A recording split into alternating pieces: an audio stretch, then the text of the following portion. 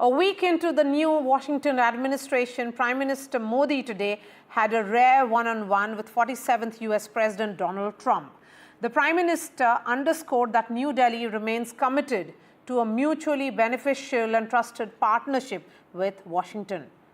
Donald Trump began his second term last Monday with a flurry of executive actions aimed at overhauling US immigration and the H-1B visas that allow companies to bring foreigners with specific qualifications to the United States.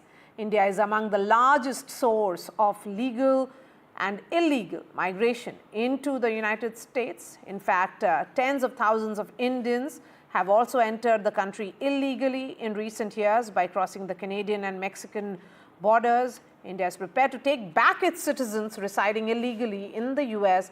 That's what Foreign Minister Dr. S. Jaishankar had said in his meeting with US Secretary of State Marco Rubio in Washington, which happened a day after Trump's inauguration. The US Secretary of State had emphasized the Trump administration's desire to work with India to advance economic ties and address concerns related to irregular migration. The most recent US census, in fact, showed its Indian origin population growing by 50% to 4.8 million in the decade to 2020, while more than a third of the nearly 1.3 million Indian students studying abroad in 2022 were in the United States. So what is the significance of this conversation? Let me go straight to Ghazali, who's joining us from the newsroom, and then I bring in the guests and experts to analyze this. Ghazali, an important meeting of one-on-one, of telephonic conversation which has happened. There is a lot of, while the Prime Minister's message is very cryptic, are you expecting a detailed statement to come from Washington, from the White House? Yeah, it is expected that the statement will come from both sides, from the Prime Minister's office and also from the White House. But if you see the kind of terms being used about global peace, prosperity and security, these are very wide terms, and the executive orders would certainly have been discussed, because the three major issues which you mentioned, one about the H-1B visa, the second Trump's executive orders on illegal immigration, and the third one being the how a new administration has now stopped foreign funding to different agencies, to different countries, and lot of countries like Bangladesh and other countries have also voiced opinion or have expressed their reservation that perhaps by stopping these funds, it will impact humanitarian aid and other work which is going around the globe by US's contribution. But the major thrust, as far as Indians are concerned, as you rightly pointed out, the illegal immigration has hit the headlines for the last one week or so. US President Mr. Trump getting into a collision with its neighbors from Colombia, from Mexico, for deporting illegal immigrants, and those countries first resisting that they will not accept the way Mr. Trump is treating illegal immigrants. But India has made its position very clear. As you rightly pointed out, Mr. Jaishankar was there in the swearing-in ceremony, and after that he clearly said that India's position is a very firm and a standard one, that we don't support illegal immigrants, and if sent back, if deported back, these immigrants, if they will have valid documents to show that they are Indian citizens, then we will accept it. And besides that, India also believes that the world is a global workplace and Indian skills should be promoted to go out and maximize the opportunities available. And Indian Prime Minister is speaking to Mr. Trump is very significant, because we have been hearing about it, that there could be a possible meeting also in coming days, because Dr. Jaishankar was there in the United States not just for the swearing in, but even before the swearing-in ceremony last year in December. Mr. Jaishankar was there and he met all the officials of the incoming Trump administration back in December. So we should expect meetings as well in coming days, and that is when we'll get to know that how US and Trump administration will treat India when it comes to bilateral relations. All right. Thank you, Ghazali, for getting us the details. Meera Shankar, former ambassador of India to the United States, joins us live. We also have Alex Zadan, ex-Republican and US Senate candidate. He joins me from New Jersey. He's essentially a Republican strategist. Spencer, Critchley is author of Why Trump Was Inevitable and What Happens Next. Ray Locker is a senior journalist. We are also being joined by Dr. Tara Kartha, former Director of National Security Council Secretariat. Ambassador Shankar, beginning with you, regular dialogue between the leaders is perhaps an important element of expanding bilateral ties. Be it with Joe Biden and particularly with Donald Trump, in his first regime itself, we saw that personal bonhomie, or should I say, bringing that personal equation to diplomacy is something that played out between the two leaders when Donald Trump's first tenure happened and, of course, the beginning of Prime Minister Modi's term. Yes, but let me take you back to the beginning of Donald Trump's first term. I think there was some annoyance at the fact that Prime Minister Modi was perceived to have been very close to Barack Obama. So it took us a while actually to maneuver a meeting and a visit by the Prime Minister to the US. And thereafter, of course, the links were established and, the personal bonhomie was evident. But I think this time too, perhaps, there may be at least some degree of annoyance at the fact that Prime Minister Modi did not meet either of the two candidates when he was there for the Quad summit. And perhaps he was taking a correct position of neutrality during the election. But I'm sure that the fundamentals of the relationship, which are strong, will continue to provide a framework for strengthening the strategic partnership. Having said that, I think President Trump's domestic priorities with regard to illegal immigration, with regard to perhaps even skilled movement legally, and with regard to other aspects, could, especially trade, could provide friction on certain elements of the relationship. And both countries will have to learn to deal with these, to discuss these, and to handle them in a manner where they don't overwhelm the broader strategic trajectory. Yes. Okay, Alex Zidane, do you get a sense that perhaps the two leaders will be focusing more on points of convergences rather than points of differences or disagreement more? Well, I see a great deal of similarity and connection between Donald Trump and Narendra Modi. I'm fascinated by the fact that the ambassador wants to go back in time. That's not where we are right now. This is not President Trump's first term, it's his second term. Relations between the United States and India and between Narendra Modi and Donald Trump have never been stronger. The economies between India and the United States are linked and they will prosper together.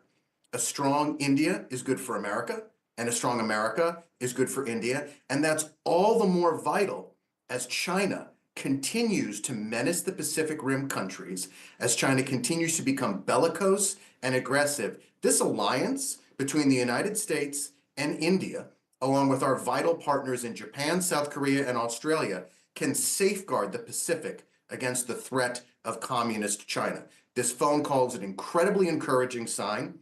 It's more warmth between the two leaders, which we expected, but I'm encouraged to see continue. And look, the US president typically, in his first overseas trip, visits either Mexico or Canada, our nearest neighbors. This is President Trump's second term. It's not his first term. I would advocate that President Trump, when he first leaves the United States, should go to India and meet with Narendra Modi in person rather than a visit to a place like China to continue to solidify the unbelievably productive coordination and cooperation between the United States and India.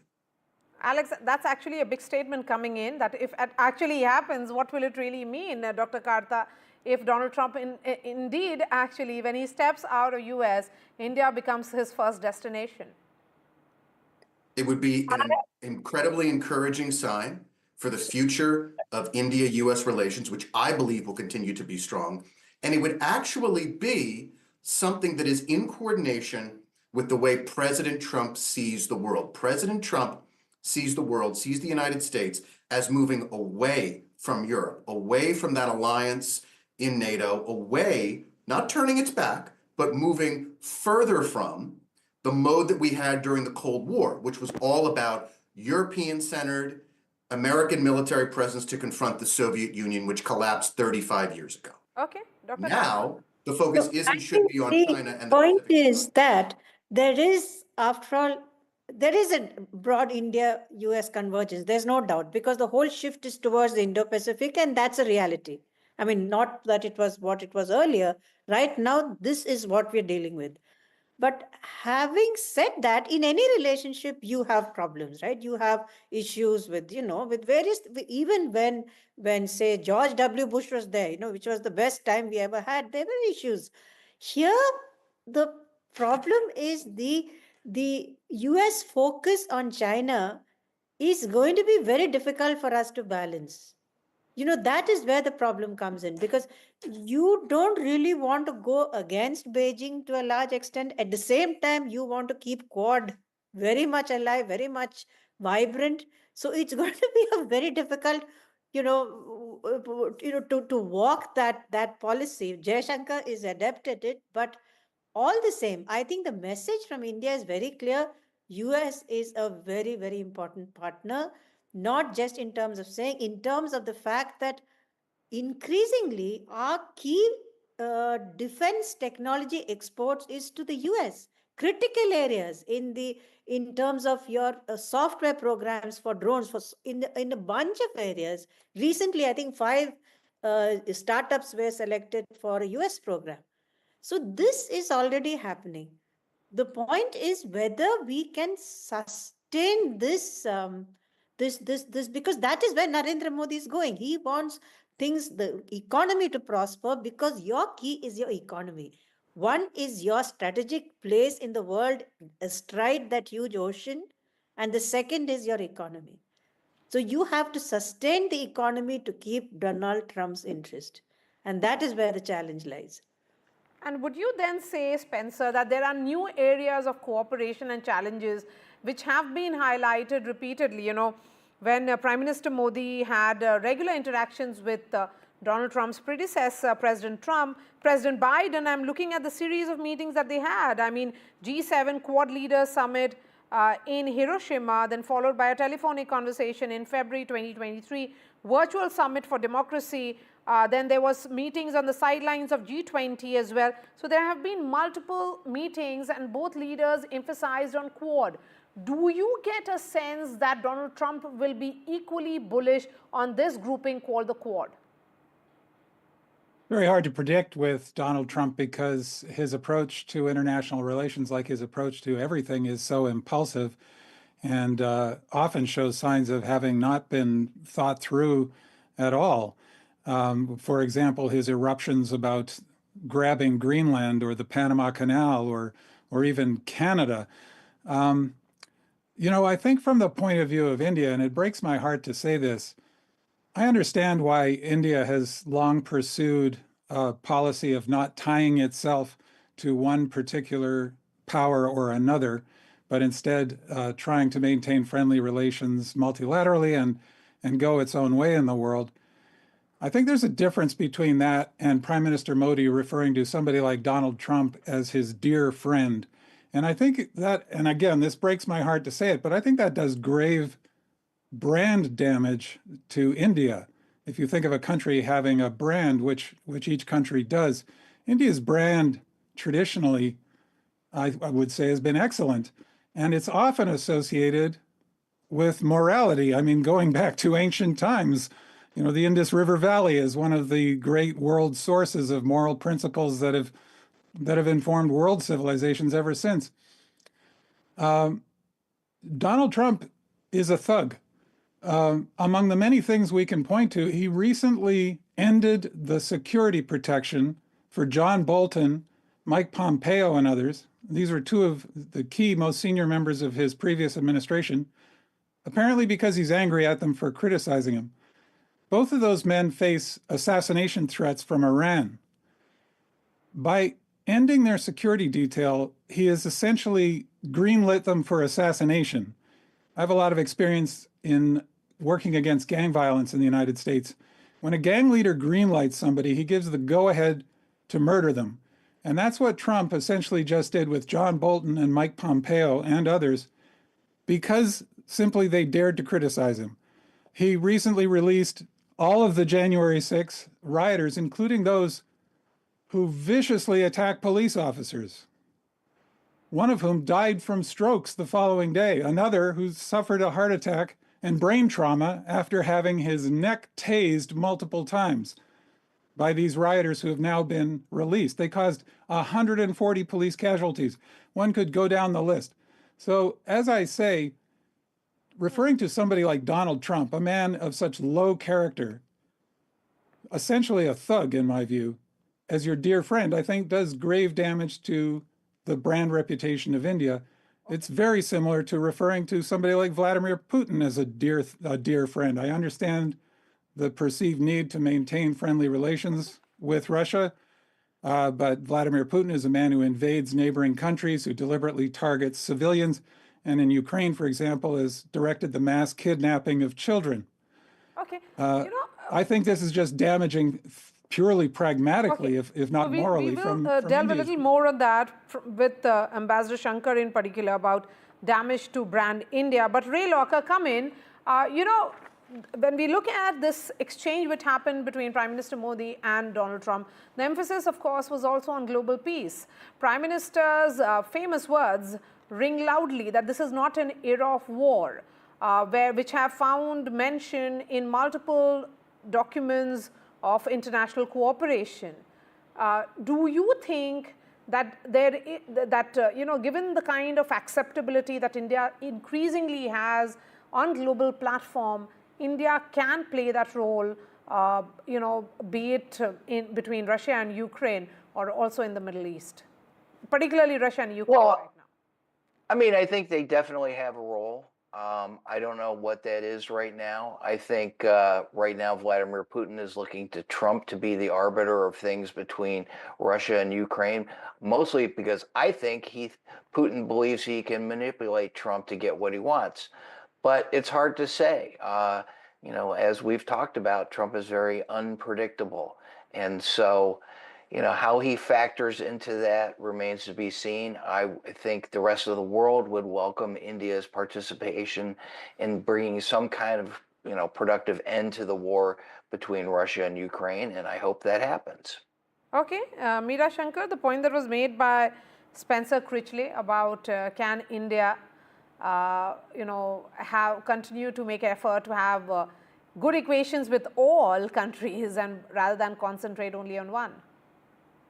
Well, I think with the US, our relationship is very, very multifaceted and broad. It's not just a government to government relationship. It is not just in the field of economics or just in the field of defense or just in the field of technology. It embraces all three. And there's also a very robust interaction between the peoples of the two countries. So it's a very broad-based relationship and a very important one for India. As far as Donald Trump's efforts to end global conflicts are concerned, I think India would welcome them. We have long held the position that outcomes in Ukraine will not be found on the battlefield, but will have to be sought at the negotiating table. And any commencement of negotiations and halting of military conflict is something which we will welcome.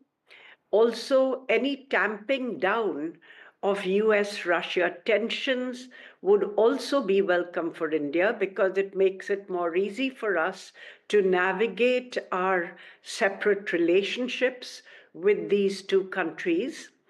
And of course, in the Middle East, we have already seen that there is a ceasefire for return of hostages and withdrawal of Israeli troops in phases. It's fragile because some violence is still going on. Military action undertaken by Israel in the West Bank and in Lebanon. But I think the challenge for the Trump administration will be to see that this ceasefire endures and it's implemented, and that it can perhaps lead to a longer term peace in the region, but not in the way that President Trump today said, which is, Jordan and Egypt should take back maybe 1.5 million more refugees from Gaza, and then, we can clean it out. So that kind of very, broad statement, I think won't play very well with the people in Gaza who are there and who very much want to stay in their homes, nor with Egypt and Jordan, both of whom refused when former Secretary of State Antony Blinken tried to persuade them to take more refugees, because they've still got the refugees from the, earlier, the 700,000 Palestinian refugees who left at the time of the Nakaba. So, it's still something that none of the other countries would want. And, Gaza is very much where the Palestinians are living. So I think these kind of very sudden and sweeping statements perhaps may not be helpful, but overall, the pressure that Donald Trump helped President Biden to bring to bear on Netanyahu did help achieve a ceasefire with Gaza. And also, in the meanwhile, Iran has been considerably weakened. Its axis of resistance in particular, whether it is Hezbollah or Hamas, they've been weakened considerably. So overall, you are seeing the possibilities of a more durable peace in the region if it is handled in a wise and discreet manner. Okay, Dr. Kanta, how are you sensing what will be the nature of difference, if any, that will be there from Donald Trump 1.0 to now, and his equations with India? Here in India, it's Prime Minister Modi when he was in power there 4 years ago, and now with his return, the Prime Minister has only, strengthened his position here globally. Well, I agree that this, the whole Russia-Ukraine war, he wants to end it, and that's good for us. But I don't think that will translate very easily into advantage India, because the Trump is going to be after you for getting their aircraft on board, their weapons on board, rather than Russian. That's going to continue. So you can expect pressure there. Number two is, I think the push for it to India to sort of not formally declare, but to say that China is a threat, Beijing is a problem, that push is going to be more. Not like earlier where you could sort of, you could do the same. That is going to be very difficult to navigate. And third, I think, is that the Trump-Modi dynamics, I think, are more or less established. Both are very similar in various ways, not entirely, but in lots of ways. That there is a lot of goodwill in India towards Trump. I think that is, for whatever reason, there's a bunch of people here who really like Trump. And if he were to come here, there would be a massive welcome, massive. And it would be a kind of outpouring to say, welcome home kind of thing. So while the ties are strengthening, the points of your maneuvering space, despite your Foreign Minister Jaishankar being able to say that multi-alignment, that is still, by the way, to the previous speaker, multi-alignment still lies at the core of our foreign policy. But it's going to be that much more difficult to do this time. That's how I see it. Yes, Ambassador Shankar, come in again. Here is Donald Trump, who's believed to be extremely transactional in his dealings with the various countries. If you look at the series of tweets that he put out regarding whichever country, it was with clear agenda of America first or US first. Here is Prime Minister Modi putting his country first, Do you think that will lead to some kind of friction, or are you of the opinion that India can be positioned as more of a counter to China in the post-COVID era? Well, I would say that India is being seen as part of the broader coalition that the US wants to put up in Asia, with the aim of at least balancing China or achieving a more sustainable Asian balance in the long run, which is not under the dominance of the Chinese hegemon. So there is something where we have a coincidence of interest with the US, because we too want an Asia which is where power is more evenly balanced and distributed, and not just one country calling the shots. On the other hand, we also don't want a conflict with China, and neither does the US, Tara. I don't see the US eagerly itching for a conflict with China.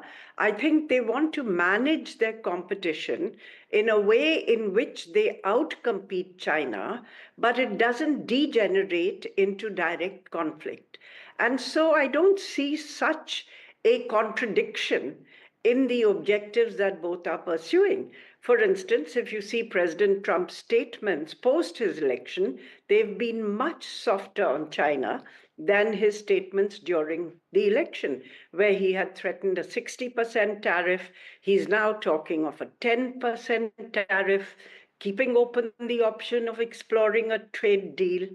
Has on TikTok taken a much softer position, giving them more time and perhaps settling for a much smaller amount of buyout by an American firm, with TikTok's original Chinese company retaining some degree of investment. Overall, he's also said more recently that he doesn't like to actually impose the tariff on China. He wouldn't like to. So I think he's keeping open the possibility of a trade deal with China, as he had done in his first term, not to mention Elon Musk's influence on him. Yes. And he has huge equities in China. Yes. So my sense is that it's not going to be so much of a directly confrontational approach with China, because the US has huge economic equities in China still. Okay. And they would not like a direct military conflict. Okay. Alex Zidane, I'll give you the last word on the show tonight. We are seeing the number of Indian Americans in key role in the new administration of Donald Trump.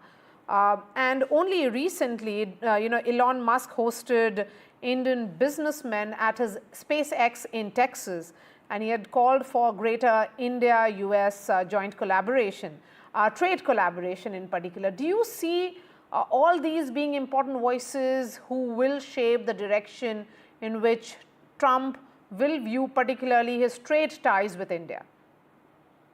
The South Asian community in the United States is a growing and vibrant community, and I want the South Asian community to be involved and have a voice in both the Republican Party and in the affairs of this country going forward. It is a valuable voice, and I think it's welcome.